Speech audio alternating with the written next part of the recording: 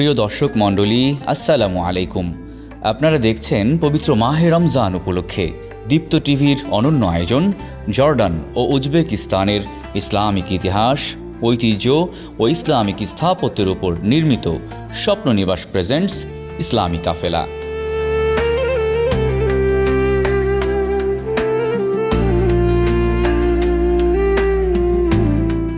সুপ্রিয় দর্শক, আজ আমরা রয়েছি উজবেকিস্তানের সমরকন্দে। এখন আপনাদেরকে ঘুরে ঘুরে দেখাবো ইমাম মাতুরিদি রহমতুল্লাহি আলাইহির মাকবারা।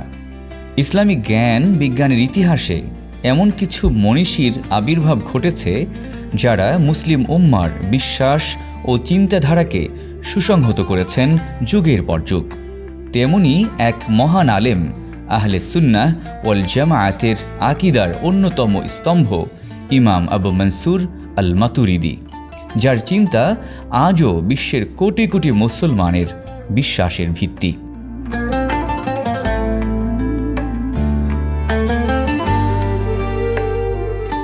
ইমাম মাতুরিদি রহমতুল্লাহ আলাইহি জন্মগ্রহণ করেন মধ্য এশিয়ার জ্ঞান চর্চার কেন্দ্র সমরকন্দ নগরীর নিকটবর্তী মাতুরিদ নামক এলাকায়। তার জন্ম নবম শতাব্দীতে এমন এক সময়ে যখন ইসলামী বিশ্বে বিভিন্ন ভ্রান্ত আকিদা ও দর্শনের বিস্তার ঘটছিল। তিনি ছিলেন হানাফি ফিকহের অনুসারী এবং মহান ইমাম আবু হানিফা রহমতুল্লাহ আলাইহির চিন্তাধারার শক্তিশালী ব্যাখ্যাকার। ইমাম মাতুরিদি যুক্তি, কোরআন ও সুন্নাহর সমন্বয়ে ইসলামী আকিদাকে সুসংহত করেন। তিনি প্রমাণ করেন ইসলাম যুক্তি বিরোধী নয়, বরং যুক্তিকে সঠিক পথে পরিচালিত করে।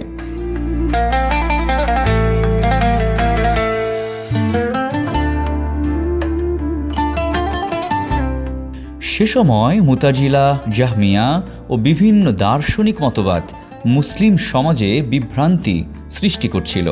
ইমাম মাতুরিদি রহমতুল্লাহ আলাইহি দৃঢ় জ্ঞান ও প্রজ্ঞা দিয়ে ইসলামের মৌলিক বিশ্বাসসমূহ রক্ষা করেন। তিনি প্রতিষ্ঠা করেন সুপরিচিত মাতুরিদি আকিদা, যা আজ বিশ্বের বিশাল মুসলিম জনগোষ্ঠীর বিশ্বাসের ভিত্তি।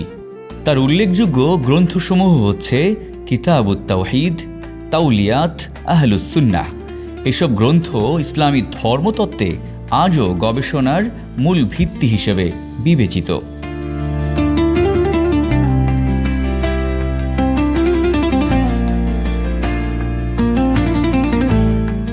আজ তুরস্ক, মধ্য এশিয়া, ভারত উপমহাদেশ সহ বিশ্বের অধিকাংশ হানাফি মুসলমান ইমাম মাতুরিদি রহমতুল্লাহ আলাইহি এর আকিদা অনুসরণ করেন।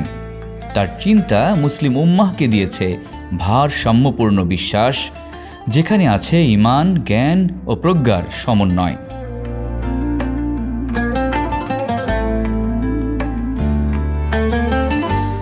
(333 হিজরি সালে এই মহান ইমামের ইন্তেকাল ঘটে।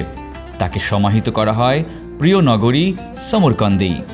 আজও তার কবর জ্ঞান পিপাসু মানুষের জন্য অনুপ্রেরণার উৎস। যুগ বদলায়, সভ্যতা পরিবর্তিত হয়, কিন্তু সত্য আকিদার আলো কখনো নিভে যায় না। ইমাম মাতুরিদি রহমতুল্লাহ আলাইহি আমাদের শিখিয়েছেন বিশ্বাস মানে অন্ধ অনুসরণ নয়, বরং জ্ঞানভিত্তিক ঈমান। জ্ঞান ও ঈমানের সমন্বয়ই মুসলিম উম্মার শক্তি।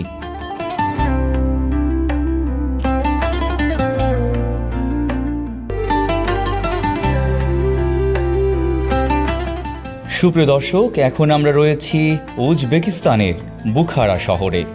রাসূলুল্লাহ সাল্লাল্লাহু আলাইহি ওয়াসাল্লামের পবিত্র বাণী সংরক্ষণ ইসলামের ইতিহাসে ছিল এক মহা সংগ্রাম। এই দায়িত্ব যারা নিজেদের জীবনের লক্ষ্য বানিয়েছিলেন, তাদের মধ্যে সর্বশ্রেষ্ঠদের একজন ইমাম মুহাম্মদ ইবনে ইসমাইল আল বুখারী রহমতুল্লাহ আলাইহি, যার সংকলিত হাদিস গ্রন্থ আজ মুসলিম বিশ্বের সর্বাধিক নির্ভরযোগ্য কিতাব।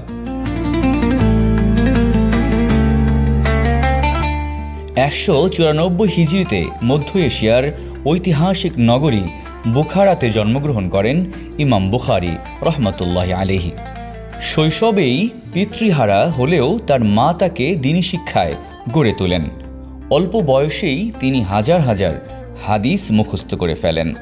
মাত্র 16 বছর বয়সে তিনি হাদিস শিক্ষার উদ্দেশ্যে শুরু করেন দীর্ঘ সফর। তিনি সফর করেন মক্কা, মদিনা, বাগদাদ, কুফা, বসরা, মিশর ও শাম। প্রায় 1000-এরও বেশি মুহাদ্দিসের কাছ থেকে হাদিস শিক্ষা গ্রহণ করেন। 6 লক্ষাধিক হাদিস থেকে কঠোর যাচাই বাছাই করে তিনি সংকলন করেন বিশ্বের সর্বাধিক বিশুদ্ধ হাদিস গ্রন্থ সহিহ আল বুখারী। প্রতিটি হাদিস লেখার আগে তিনি ওযু করতেন এবং 2 রাকাত নফল সালাত আদায় করতেন। জীবনে তিনি সম্মান যেমন পেয়েছেন, তেমনি পরীক্ষারও সম্মুখীন হয়েছেন। কিছু রাজনৈতিক ও মতাদর্শিক বিরোধের কারণে নিজ জন্মভূমি বুখারা ত্যাগ করতে বাধ্য হন এই মহান ইমাম। কিন্তু ইলমের পথে তার অটলতা কখনো ভেঙে পড়েনি।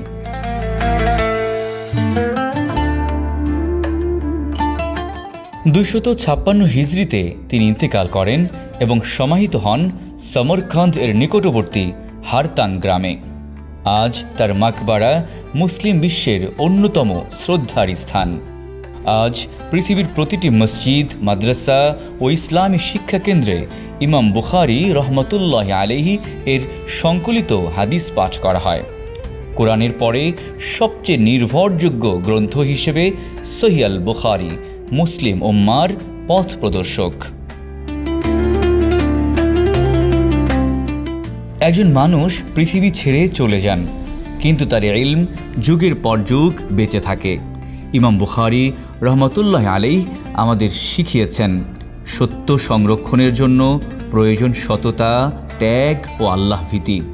তিনি শুধু একজন আলেম নন, তিনি ইসলামী ইতিহাসের এক অবিনশ্বর অধ্যায়। প্রিয় দর্শক, এতক্ষণ দেখছিলেন আপনাদের প্রিয় চ্যানেলে প্রিয় অনুষ্ঠান জর্ডান ও উজবেকিস্তানের ইসলামিক ইতিহাস, ঐতিহ্য ও ইসলামিক স্থাপত্যের উপর নির্মিত স্বপ্ন নিবাস প্রেজেন্টস ইসলামী কাফেলা। আগামী পর্ব দেখার আমন্ত্রণ জানিয়ে আজকের মতো বিদায় নিচ্ছি। আল্লাহ হাফেজ।